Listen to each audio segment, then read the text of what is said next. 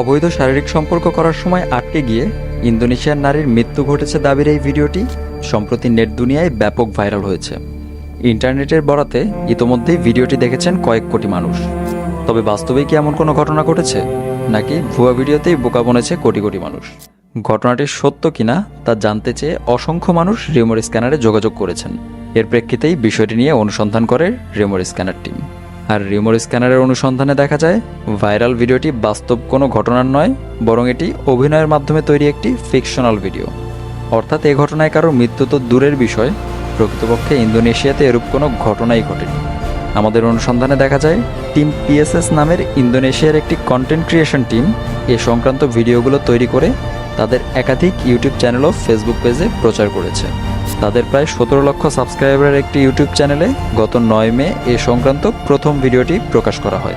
পরবর্তীতে একই ঘটনার আরও কিছু ধারাবাহিক ভিডিও আপলোড করে তারা।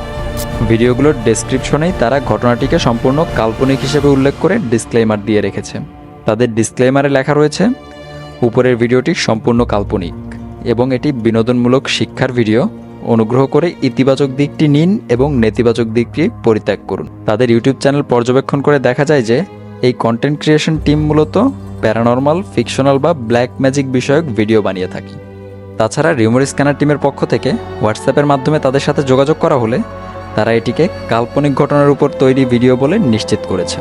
অর্থাৎ অভিনয়ের মাধ্যমে তৈরি কাল্পনিক ভিডিওকেই আসল ভেবে বোকা বনেছে কোটি কোটি মানুষ। যে কোনো তথ্য যাচাই রিউমার স্ক্যানারে যোগাযোগ করতে পারেন এবং ভুয়া তথ্য হতে সচেতন থাকতে ফলো করুন রিউমার স্ক্যানার।